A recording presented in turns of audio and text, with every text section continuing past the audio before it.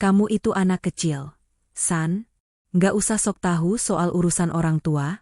Tugasmu itu cuma kerja, cari uang, dan bantu keluarga. Nggak usah banyak tanya. Suara Mbak Widya meninggi, melengking tajam di ruang tamu yang pengap itu. Getaran suaranya membuat kaca lemari tua milik Bapak sedikit berderit. Di tangannya, dia menggenggam kunci mobil SUV putih yang masih kinclong. Baunya bahkan tercium sampai ke dapur, bau kemewahan yang dipaksakan. Padahal, aku tahu persis, cicilan motor suaminya saja sudah nunggak 3 bulan, tapi lihat gayanya sekarang. Sudah seperti nyonya besar pemilik pabrik yang sedang menginspeksi buruhnya. Aku tanya baik-baik, Mbak, kenapa ada surat tagihan dari Bank Arta atas nama Ibu? Jumlahnya nggak main-main, 500 juta rupiah. Aku membanting lap dapur yang basah ke atas meja makan. Airnya menciprat ke arah tas branded milik Mbak Widya, yang diletakkan sembarangan di samping piring kotor. Dia melotot, matanya yang penuh sapuan eyeshadow mahal itu seolah ingin keluar. Mbak Widya tertawa, tipe tawa meremehkan yang membuat ulu hatiku seperti dihantam palu godam. Halah, paling itu cuma salah administrasi. Kamu itu lebay, San. Lagian, Ibu sudah setuju kok. Iya kan, Bu? Ibu Lastri, wanita yang melahirkanku, hanya bisa menunduk. Jemarinya yang mulai keriput dan kasar itu gemetar hebat memainkan ujung daster lusuhnya. Daster yang sudah aku belikan 2 tahun lalu, dan belum pernah diganti karena uangku selalu habis untuk menambal kebutuhan rumah ini. Mbakmu bilang, itu cuma surat buat ambil bantuan modal usaha dari pemerintah. San, Ibu ya percaya saja. Ibu cuma tanda tangan. Kasihan, katanya mbakmu lagi kesulitan ekonomi. Suara Ibu lirih, nyaris tidak terdengar, tertutup oleh deru kipas angin tua yang berisik. Kesulitan ekonomi? Aku ingin tertawa kencang tapi yang keluar hanyalah sesak di dada. Aku menatap Mbak Widya yang sekarang justru asyik memoles lipstik merah menyala di bibirnya. Dia baru saja posting foto makan malam mewah di restoran Stea Kelas atas kemarin malam. Sementara aku? Setahun ini aku menunda beli sepatu kerja baru yang haknya sudah miring. Hanya supaya ibu bisa makan daging. Supaya atap rumah ini nggak bocor setiap kali hujan turun, supaya semua tagihan listrik dan air di rumah ini tidak pernah telat sehari pun. Bantuan pemerintah mana yang jumlahnya 500 miliar? Mbak? Jawab aku. Aku melangkah maju, mengabaikan rasa lelah setelah 10 jam bekerja di kantor. Mbak Widya berdiri dengan angkuh. Sepatu hak tingginya berbunyi tuk, tuk, tuk, di atas ubin semen yang bahkan belum sempat aku pasangi keramik karena uangnya lagi-lagi dipinjam olehnya. Cukup, Santi. Nggak usah sok jadi pahlawan cuma karena kamu yang bayar listrik di sini. Ingat ya, kalau bukan karena aku yang rela tinggal di sini buat jaga ibu pas kamu sibuk mengejar karir di kantor. Ibu sudah telantar. Kamu itu cuma anak bungsu, anak bawang, tahu diri sedikit. Dia menyambar tasnya, melenggang pergi dengan aroma parfum mahal yang sangat menusuk hidung. Aroma yang harganya mungkin setara dengan gaji lemburku selama 1 minggu. Aku menatap punggungnya yang menghilang di balik pintu, lalu beralih menatap ibu, dan ibu tetap memalingkan wajah, seolah-olah aku adalah penjahat yang sedang mengganggu ketenangan keluarganya. Ibu tahu nggak, kalau surat itu artinya rumah ini sudah jadi jaminan? Tanyaku pelan, suaraku serak. Sudahlah, San, mbakmu itu kakakmu, dia nggak mungkin tega celakain ibu. Kamu jangan terlalu perhitungan sama saudara sendiri. Nanti rezekimu seret. Ucap ibu tanpa melihat mataku. Perhitungan? Kata itu terasa seperti silet yang mengiris harga diriku. Selama 5 tahun aku yang banting tulang, aku yang membiayai semua pengobatan jantung ibu, aku yang merenovasi dapur ini, tapi di mata ibu, aku tetaplah si bungsu yang perhitungan. Sementara Mbak Widya adalah si sulung, anak emas, yang selalu benar, hanya karena dia pintar bersilat lidah. Aku berjalan ke kamar, menutup pintu dengan perlahan tapi dengan hati yang hancur berkeping-keping. Aku duduk di pinggir kasur yang pegasnya sudah mulai menusuk punggung. Di dalam kegelapan kamar, aku teringat semua pengorbananku. Bagaimana aku membatalkan liburan yang sudah aku impikan selama 3 tahun. Hanya karena Mbak Widya merengek butuh uang untuk biaya masuk sekolah anaknya, yang ternyata malah dipakainya untuk ganti ponsel keluaran terbaru. Aku mengambil ponselku, jemariku gemetar saat mengetik nama Mbak Widya di kolom pencarian media sosial. Dan benar saja, di sana dia sedang berpose di depan mobil SUV putih itu dengan caption, "Alhamdulillah, kerja keras tidak akan mengkhianati hasil." Self-reward untuk diri sendiri. Kerja keras? Aku melempar ponselku ke atas bantal. Kerja keras siapa yang dia maksud? Dia bahkan tidak punya pekerjaan tetap. Suaminya hanya seorang maklar motor yang lebih sering rugi daripada untung. Jantungku berdegup kencang, instingku mengatakan sesuatu yang sangat buruk akan terjadi. Aku tidak bisa membiarkan ini. Aku harus mengecek kebenaran surat itu besok pagi ke bank. Aku harus tahu, sejauh mana Mbak Widya telah menggali lubang kubur untuk kami semua. Jika benar rumah ini diagunkan, berarti kasta di rumah ini harus segera diubah. Sebelum kami semua berakhir jadi gelandangan di pinggir jalan. Malam itu, di tengah kesunyian rumah yang terasa mencekam, aku bersumpah pada diriku sendiri. Aku tidak akan lagi menjadi si bungsu yang penurut. Aku tidak akan lagi menjadi ATM berjalan bagi manusia-manusia tidak tahu diri itu. Kalau mereka ingin bermain api, maka aku akan pastikan, mereka sendirilah yang akan terbakar habis oleh apinya. Pagi itu, langit Jakarta terasa sangat berat. Seolah-olah awan hitam sengaja menggantung rendah untuk menghimpit napas siapapun yang ada di bawahnya. Aku tidak berangkat ke kantor. Aku mengambil cuti darurat. Tujuanku cuma satu, Bank Arta, tempat di mana surat tagihan sialan itu berasal. Sepanjang perjalanan di atas motor bebek tuaku, jantungku berdegup seperti genderang perang. Aku terus merapal doa, berharap bahwa semua ini benar-benar hanya salah administrasi, seperti yang dikatakan Mbak Widya dengan mulut manisnya itu. Tapi, jauh di lubuk hatiku yang terdalam, aku tahu Mbak Widya tidak pernah punya niat baik. Baginya, aku dan ibu hanyalah aset yang bisa diperas kapan saja. Begitu sampai di kantor bank, hawa dingin AC langsung menusuk kulitku. Tapi tidak sedingin perasaanku saat petugas customer service di depanku menunjukkan data di monitor. Betul, Mbak Santi. Sertifikat rumah atas nama Ibu Lastri telah diagunkan sejak 6 bulan lalu. Pinjaman pokoknya sebesar 500 juta rupiah. Dan saat ini, statusnya sudah masuk tahap macet, karena sudah tidak ada pembayaran angsuran selama 3 bulan berturut-turut. Duniaku mendadak senyap. Suara riuh orang-orang di bank seolah hilang, digantikan oleh denging tajam di telingaku. 500 juta? Suaraku nyaris hilang, tertelan kerongkongan yang mendadak kering kerontang. Iya, Mbak. Angsurannya 10 juta per bulan. Dan jika dalam minggu ini tidak ada itikat baik untuk pelunasan atau sekadar cicilan tunggakan, kami akan segera mengeluarkan surat peringatan ketiga yang artinya, rumah tersebut akan segera kami eksekusi untuk proses lelang. 10 juta sebulan? Dari mana Mbak Widya dapat uang sebanyak itu untuk membayar cicilan, kalau bukan dengan cara menipu atau mencari pinjaman baru? Aku keluar dari bank dengan langkah gontai. Matahari siang itu menyengat kepala, tapi tubuhku justru menggigil hebat. Di depan mataku, aku melihat bayangan rumah tua peninggalan bapak rumah yang aku renovasi setiap sudutnya dengan tetesan keringatku.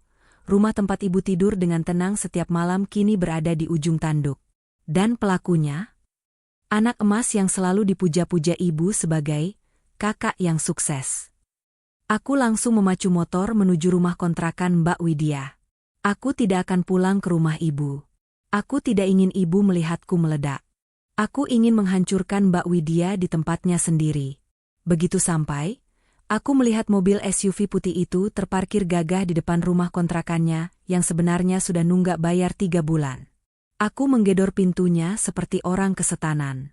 Brak, brak, brak, keluar kamu, Mbak, keluar, teriakku, mengabaikan tatapan tetangga sekitar. Pintu terbuka. Mbak Widya keluar dengan daster satin mahalnya, wajahnya tampak kaget, tapi sedetik kemudian berubah jadi angkuh. Apa-apaan sih kamu, San? Malu-maluin saja teriak-teriak di depan rumah orang. Kayak orang gak berpendidikan. Aku tidak bicara, aku langsung melemparkan lembaran fotokopi rincian tunggakan bank yang baru saja aku dapatkan tepat ke wajahnya. Kertas-kertas itu berserakan di lantai teras. Jelaskan padaku, Mbak, 500 juta itu buat apa? Kenapa kamu tega pakai tanda tangan ibu buat nipu bank? Kenapa kamu biarkan rumah kita mau disita? Suaraku menggelegar, aku tidak lagi peduli pada kasta, adik bungsu. Mbak Widya melihat kertas-kertas itu, wajahnya pucat sejenak. Tapi dia langsung memasang topeng, playing victim, andalannya. Dia bersedekap, matanya menatapku sinis. Ya terus kenapa? Aku kan pakai uang itu buat bisnis. Suamiku butuh modal besar buat proyek properti. Kalau proyeknya cair, rumah itu juga bakal lunas. Bisnis apa, Mbak? Bisnis gaya hidup? Bisnis pamer tas dan mobil baru di Instagram? Aku melangkah maju, menunjuk hidungnya. Kamu tahu nggak? Bank bakal lelang rumah itu minggu depan kalau nggak ada uang masuk. Ibu mau ditaruh di mana, Mbak? Di kolong jembatan? Halah, jangan lebay kamu. Bank itu bisa dinego. Mbak Widya membentak balik, suaranya lebih keras. Lagian, kamu kan punya tabungan. Kamu kan manajer. Bayarin dululah tunggakannya. Kamu tega lihat ibu diusir? Kamu mau dicap anak durhaka karena membiarkan rumah orang tua hilang? Durhaka? Kata itu lagi. Kata sakti yang selalu mereka gunakan untuk membungkamku. Aku yang durhaka? Aku tertawa sumbang, tawa yang penuh dengan kepahitan. Aku yang setiap bulan bayar semua kebutuhan ibu. Aku yang durhaka? Sementara kamu yang maling sertifikat, kamu yang pahlawan? Begitu, Mbak? Iya, karena aku yang jaga ibu tiap hari. Kamu cuma kasih uang, tapi aku yang kasih waktu. Mbak Widya meludah ke samping. Sudah, jangan banyak tanya. Kalau kamu sayang ibu, lunasin itu utang. Jangan jadi adik yang perhitungan sama kakak sendiri. Dia membanting pintu tepat di depan wajahku. Blam. Aku berdiri mematung di teras itu, napas duniaku rasanya terhenti. Aku melihat ke arah mobil putihnya, mobil yang dibeli dengan cara menggadaikan nyawa rumah kami. Di saat itulah, sesuatu di dalam diriku patah, tapi sesuatu yang lain justru bangkit. Kesabaranku sudah mencapai batasnya. Jika mereka menganggapku sebagai ATM, maka aku akan pastikan. ATM ini akan menghancurkan sistem mereka sampai ke akar-akarnya. Aku tidak akan membayar tunggakan itu. Tidak sepeser pun. Aku kembali ke motor, menghidupkan mesin, dan pergi dengan pikiran yang sangat jernih. Aku menghubungi Mas Rio, calon suamiku. Mas, rencana pernikahan kita bulan depan, sepertinya harus kita atur ulang. Kenapa? San? Ada masalah? Suara Mas Rio terdengar khawatir. Rumah ibu mau dilelang ban karena Mbak Widya. Uang tabungan kita, aku mau pakai buat beli rumah itu di pelelangan. Atas namaku sendiri. Bukan warisan, bukan milik ibu lagi. Ada jeda panjang di telepon. Kamu yakin? San? Itu artinya kamu mengusir status keluarga dari rumah itu. Aku yakin, Mas. Daripada jatuh ke tangan orang lain, atau terus-menerus jadi bahan rampokan Mbak Widya, lebih baik aku yang kuasai sepenuhnya.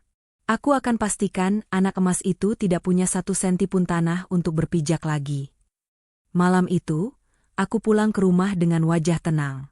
Ibu sedang duduk di ruang tamu, menunggu kepastian. Gimana, San? Mbakmu sudah uruskan?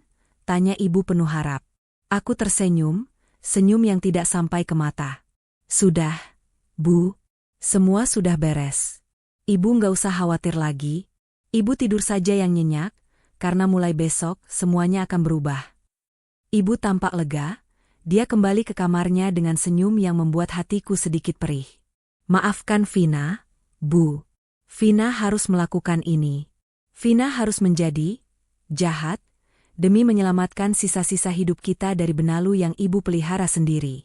Jaring laba-labaku sudah terpasang. Aku membiarkan Mbak Widya tetap dalam mimpinya yang indah, membiarkannya merasa menang karena mengira aku akan membayar utangnya.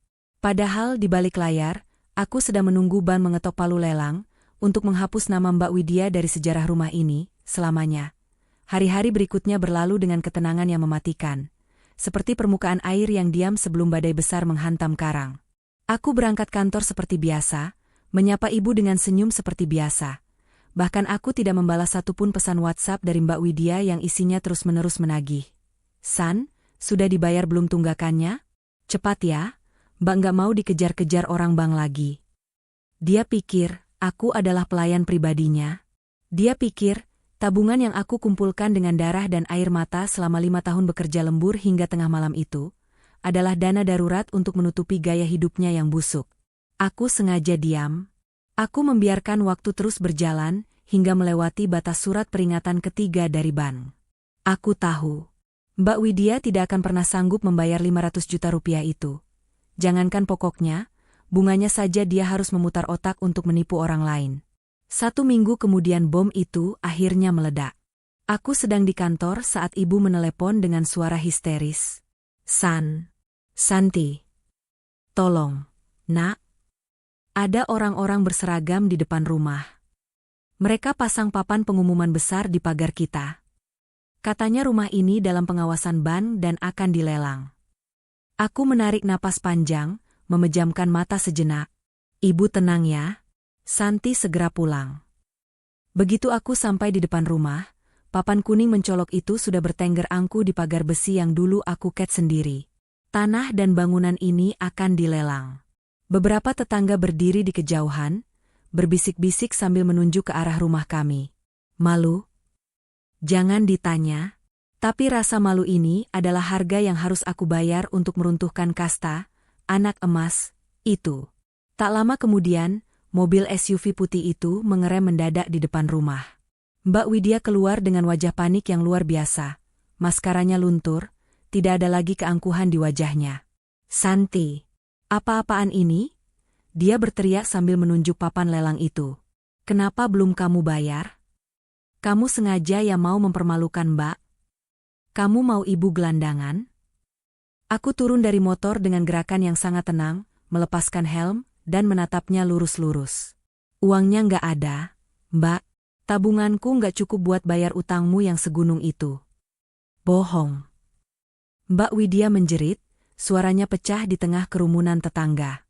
Kamu itu manajer. Gaji kamu puluhan juta. Kamu sengaja kan? Kamu mau balas dendam sama Mbak karena mobil ini? Aku tertawa kecil yang sangat dingin. Mobil itu? Silakan ambil, Mbak. Nikmati baunya. Karena sebentar lagi, cuma mobil itu yang kamu punya sebagai tempat tinggal. Santi, jaga bicaramu. Ibu keluar dari rumah, air matanya bercucuran. San, kok tega kamu biarkan rumah bapakmu dilelang? Ibu mau tidur di mana, nak? Ibu tanya sama Mbak Widya, tanya dia, kemana perginya 500 juta itu. Kenapa dia tega menukar sertifikat rumah ini demi tas kulit dan liburan ke Bali? Kataku dengan nada datar. Mbak Widya langsung bersimpuh di kaki ibu, memainkan peran korban andalannya. Bu, Rosa hilaf. Rosa pikir bisnis suami Rosa bakal lancar. Rosa mau kasih ibu rumah yang lebih bagus, tapi Santi jahat. Bu, dia punya uang tapi nggak mau bantu saudaranya sendiri. Aku tidak peduli lagi dengan sandiwara itu. Aku masuk ke kamar, menutup pintu, dan menghubungi pengacaraku. Lakukan sekarang. Masukkan penawaran lelang atas namaku. Pastikan tidak ada orang lain yang mendapatkan rumah ini. Proses lelang berjalan sangat cepat karena statusnya yang mendesak. Beruntung, karena aku punya akses ke bank dan dibantu oleh Mas Rio, aku memenangkan lelang tersebut dengan harga yang bersahabat, namun tetap menguras seluruh tabungan nikahku hingga ke angka 0. 2 hari kemudian, aku pulang dengan membawa sebuah map biru yang sangat berat. Map yang berisi sertifikat baru, sertifikat hak milik atas nama Santi Prasetya. Bukan warisan, bukan atas nama ibu, tapi murni milikku secara hukum. Malam itu, suasana rumah sangat mencekam. Mbak Widya dan suaminya ada di sana. Mereka sedang menghitung sisa perhiasan yang bisa mereka jual untuk menutupi rasa malu. Ibu duduk di sudut ruangan, tampak sangat kuyu. Gimana, San? Rumahnya sudah nggak jadi dilelang? Tanya ibu dengan suara lemah. Aku meletakkan map biru itu di atas meja makan, tepat di depan hidung Mbak Widya. Sudah, Bu. Rumah ini nggak jadi dilelang orang lain, karena rumah ini sudah aku beli. Mbak Widya langsung menyambar map itu, matanya membelalak saat membaca nama yang tertulis di sana. Santi. Apa-apaan ini? Kenapa atas nama kamu? Ini kan rumah ibu, Ini harta warisan kami juga. Aku berdiri, menatapnya dengan tatapan paling tajam yang pernah aku miliki. Harta warisan itu sudah kamu jual ke bank. Mbak, kamu sudah membunuhnya 6 bulan lalu saat kamu tanda tangan agunan itu. Sekarang rumah ini adalah properti pribadi milik Santi Prasetya. Nggak bisa gitu dong. Aku anak tertua. Aku punya hak di sini. Mbak Widya mulai berteriak lagi. Hak? Aku berjalan menuju pintu depan, membukanya lebar-lebar. Hakmu sudah hilang bersama 500 juta yang kamu telan itu. Dan karena rumah ini milikku, aku punya hak penuh untuk menentukan siapa yang boleh tinggal di sini. Aku menunjuk ke arah pintu. Mbak, Mas, silakan angkat barang-barang kalian sekarang. Aku kasih waktu sampai jam 12 malam, lewat dari itu, aku akan panggil polisi atas tuduhan menempati lahan tanpa izin pemilik sah. Santi, kamu durhaka. Mbak Widya menjerit histeris, mencoba memukulku, tapi Mas Rio menahan tangannya. Ibu berdiri, mencoba menengahi. San, masa kakakmu diusir? Terus dia tinggal di mana? Aku menatap ibu dengan pedih. Ibu masih mau bela dia? Ibu lihat apa yang dia lakukan pada kita? Dia mau bikin ibu jadi pengemis di jalanan? Sekarang pilih, Bu. Ibu mau tetap tinggal di sini dengan syarat Mbak Widya pergi? Atau ibu mau ikut Mbak Widya keluar dari sini sekarang juga? Ibu terdiam. Beliau melihat ke arah Mbak Widya yang sedang meraung, lalu melihat ke arahku yang berdiri tegak dengan sertifikat di tangan. Untuk pertama kalinya dalam sejarah keluarga kami, si bungsu memegang kendali penuh. Santi, Ibu.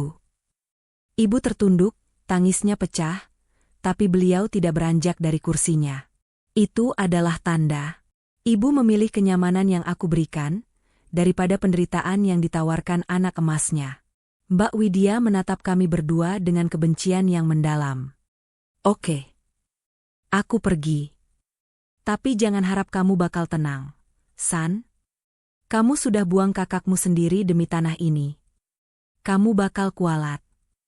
Aku lebih baik kualat di atas tanahku sendiri, daripada suci tapi kehilangan segalanya karena kebodohanmu, Mbak. Jawabku dingin.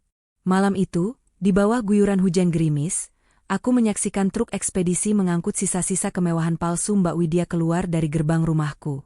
Mobil SUV putih itu melesat pergi, meninggalkan jejak lumpur di garasi. Kasta itu telah runtuh. Si anak emas kini terusir dan aku, si bungsu yang dianggap anak bawang, kini berdiri sebagai penguasa tunggal atas rumah yang aku selamatkan dari kehancuran. Malam setelah truk ekspedisi itu pergi, rumah ini terasa sangat luas dan sangat asing. Bau parfum Mbak Widya yang biasanya menyesakkan ruang tamu mulai memudar, digantikan oleh aroma tanah basah dari sisa hujan di luar.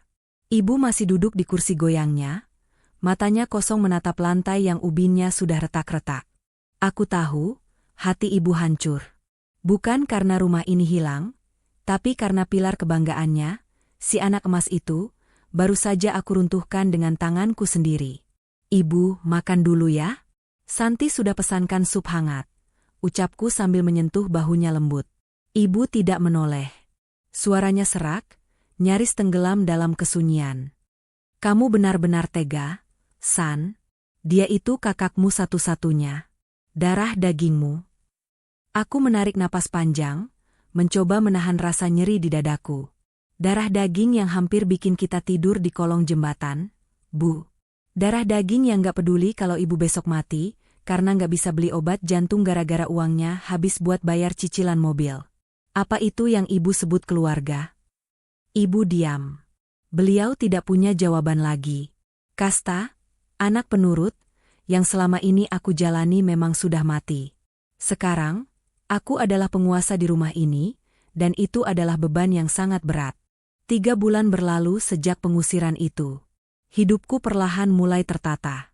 Aku dan Mas Rio memutuskan untuk menikah secara sederhana di KUA, tanpa pesta besar. Uangnya kami pakai untuk merenovasi total rumah ini.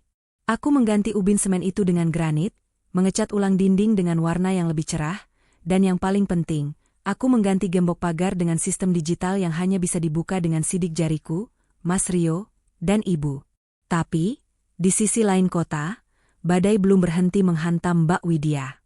Sore itu, aku sedang menyiram tanaman di taman depan saat sebuah taksi berhenti di depan gerbang. Dari dalamnya keluar seorang wanita yang nyaris tidak aku kenali.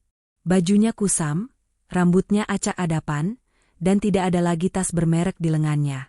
Itu Mbak Widya. Dia berdiri di balik pagar, menatap rumah yang sekarang tampak mewah dengan tatapan nanar. Sani, buka pagarnya, San. Suaranya gemetar. Aku tidak langsung membukanya. Aku berjalan perlahan menuju pagar, menatapnya dari balik besi hitam yang kokoh. Ada apa lagi, Mbak? Mau pinjam sertifikat buat digadaikan lagi? Mbak Widya langsung jatuh bersimpuh di aspal. Tangisnya pecah, kali ini tidak terdengar seperti sandiwara. Mas Hendra kabur. San, mobil itu ditarik leasing bulan lalu karena kami nggak bisa bayar. Kami diusir dari kontrakan. Mbak nggak punya uang sama sekali buat makan. Mas Hendra kabur? Aku mengernyit. Suami hebatmu itu pergi? Dia bawa sisa perhiasan Mbak. Dia bilang mau cari kerja keluar kota tapi ternyata dia malah tinggal sama perempuan lain di Depok. San, tolong. Mbak lapar. Mbak mau ketemu ibu. Aku melihat ke arah pintu rumah. Ibu berdiri di sana, menatap dari balik tirai. Aku tahu ibu ingin berlari keluar dan memeluk anak emasnya itu. Tapi aku sudah membuat aturan main yang baru. Ibu sedang istirahat, Mbak. Dan aku sudah bilang, rumah ini bukan tempat penampungan untuk orang-orang yang hanya datang saat butuh, kataku dingin. Dulu, saat aku tanya soal surat bank, Mbak bilang apa? Mbak bilang aku jangan jadi adik yang perhitungan. Sekarang, silakan hitung sendiri berapa banyak luka yang Mbak kasih ke rumah ini. Santi, aku kakakmu. Kamu nggak punya hati ya? Dia mulai berteriak, sisa-sisa watak lamanya mulai muncul. Aku punya hati, Mbak.